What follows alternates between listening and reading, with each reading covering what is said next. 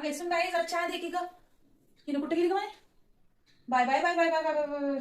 तेलाने काय त्या शेगडीला आंघोळ घातली की काय की बाई? पीठ तर आखा किचन भरलाय ग. माय देवा देवा देवा देवा. हिला 17 वेळा बाय त्या किचन मध्ये लक्ष्मी टिकत नाही असल्यानं केल्यानं. बाय बाय बाय बाय बाय. काय चपात्या करून माय हिंग वाळून खट झाल्यात हिंग. आणि करपून ढ्यान चपात्या ग ग ग ग ग. हिच्या मायने काय शिकवलंच नाही ग माय. बेसिन भरून गेलाय ग भांड्यानं बाई. म्हणलं अगं माझ्या पप्प्याला हिला करून घेऊ नको शिकलेली आहे पण वाटतोळ करते घराचं म्हणला. ऐकतच नाही काय करू. चहा कर म्हणाली चहा दिली दूध तिकडे तसंच उघडे ठेवून गेली. बाई लय कदर आलाय का महिला सांगून सांगून. मला काय येऊ दे तिथं पप्पे आता त्याचं दाखवतो. काय का ग का चिटली एवढी?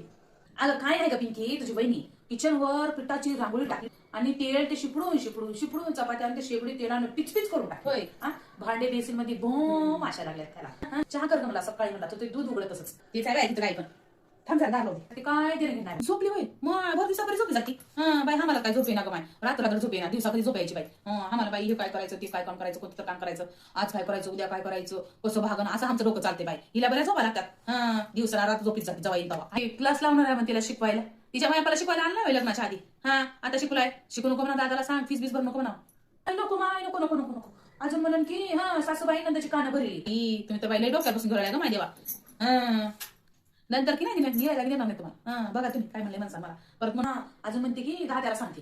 बघा ताई पण वरडायला लागल्या आई पण वरडायला लागल्या. घरातली कामं करत नाही म्हणून म्हणल्यात म्हणते अजून. माय त्यानंतर नंदी बैल झाला पप्प्या तर माझा निवाळा करा झाला. पहिलं जेवले ताट उचल म्हणत घ्या तर म्हणते ए आई मला अभ्यास आहे ए आई मला ती जमत नाही ती तुझं करते आहे तुला काय काम आहे असं म्हणत गेलाय. आता सगळंच करायला ताट धुलाला आहे स्वयंपाक करायला की बायको तू वाढून घेऊन खावलेला आहे वाढून गेलं म्हणून पहिले म्हणजे आई देखी आई देखी आई असं म्हणत गेलाय.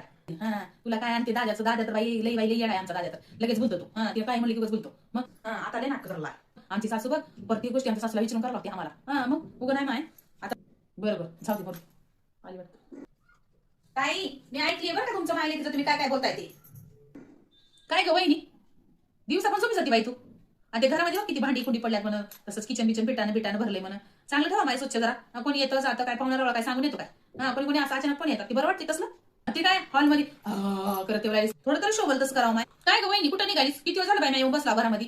बघत पण नाही कोण आलंय गेलंय म्हणून. पार्लरला चाललीये मी. पार्लरला बरं आहे बाई तुमचं. खरंच बोलताय की प्रत्येक गोष्टी तुम्ही खरंच बोलताय.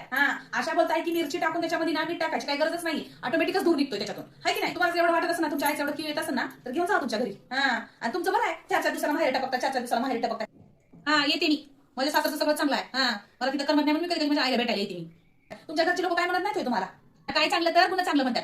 तर वाट लावून देतात माहेरा. आमच्या मायबाच्या घरी आम्हाला कधी परमिशन देत नाही. तुम्हाला पण पटकन बाई